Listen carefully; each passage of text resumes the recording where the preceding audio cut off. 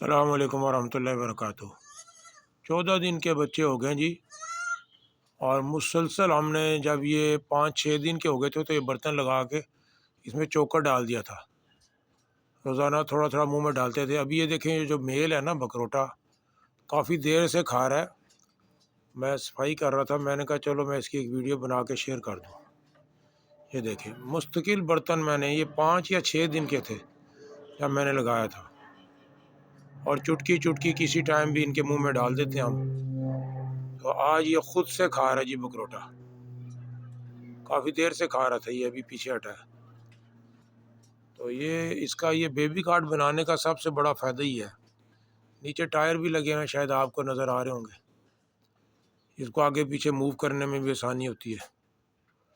तो मैंने कहा चलो वीडियो बना के शेयर कर देते हैं। अस्सलाम वालेकुम वरहमतुल्लाहि वबरकातुहू।